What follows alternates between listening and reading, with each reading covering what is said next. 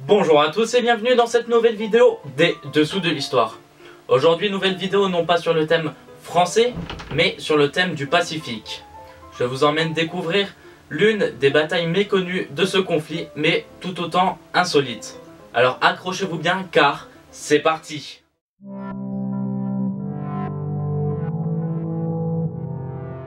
Peut-être connaissez-vous ce film Crawl, sorti l'année dernière, où les hommes se font manger par des animaux. Une simple fiction, vous pensez? Et pourtant, un événement similaire s'est produit en 1945 sur l'île de Ramrich. Mais pour cela, revoyons tout depuis le début. Nous sommes en décembre 1941. Pearl Harbor vient d'être attaqué par les Japonais, signant la guerre entre ces deux nations. Un conflit des plus totales explose alors sur le monde, notamment sur le Pacifique et l'Europe. En 1942, l'armée impériale japonaise s'empare d'une petite île du sud de la Birmanie nommée Ramri. L'îlot devient alors un maillon essentiel de la stratégie militaire de l'Axe qui y installe une base d'artillerie à longue portée. De là, les forces militaires nippones mènent d'importantes attaques contre les navires de débarquement britanniques dans la région.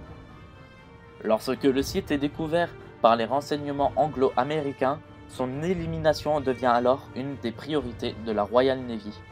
Le 26 janvier 1945, les Alliés décident de lancer une attaque afin de reprendre l'île.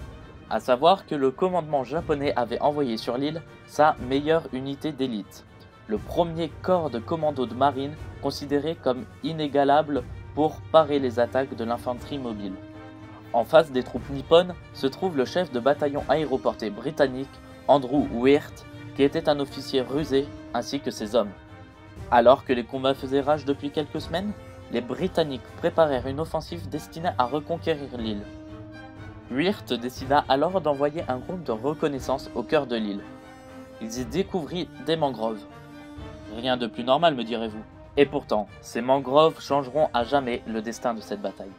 Ayant compris l'importance de ces mangroves, Wirth décida de pousser les Japonais dedans. Aussitôt, son commandant objecta.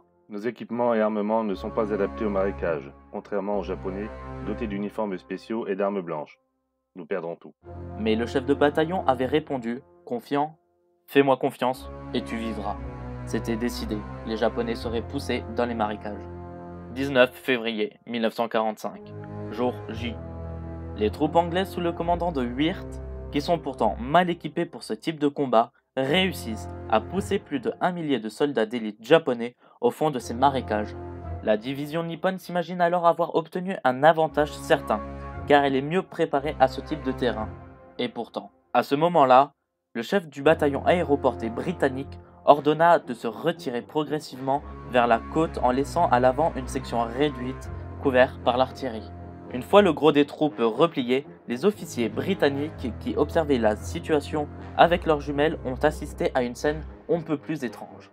En effet, il n'a pas fallu attendre longtemps pour voir la stratégie de Wirth se mettre en place. Alors que les combats avaient cessé, les soldats nippons ont commencé à tomber les uns après les autres. Alors que certains essayaient d'aider les autres à se relever, ils tombaient à leur tour dans des convulsions épileptiques. Pourquoi, me direz-vous? Les informations ramenées à Andrew Wirth par les éclaireurs avant l'attaque étaient claires. Les mangroves repérées n'étaient pas de simples mangroves. En effet, c'était le repère d'un nombre incalculable de crocodiles marins.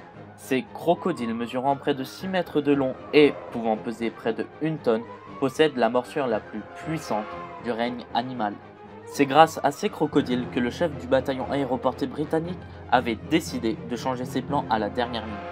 Une fois les Japonais pris au piège, il ordonna à la section d'avant-garde de se retirer.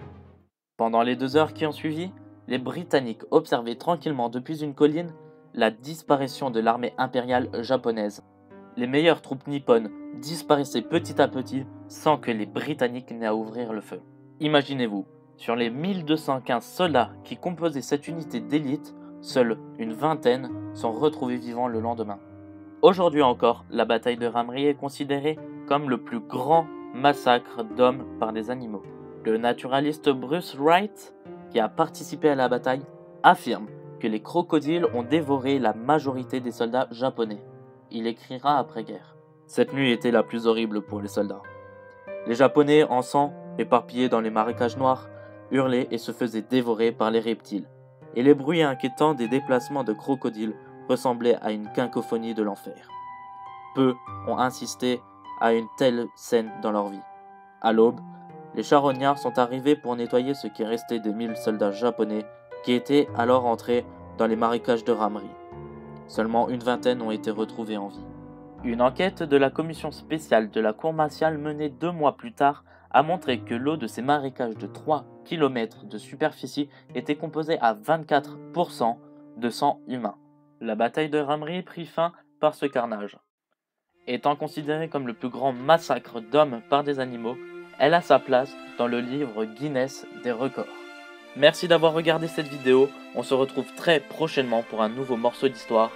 N'hésitez pas à vous abonner, c'était Les Dessous de l'Histoire. Ciao!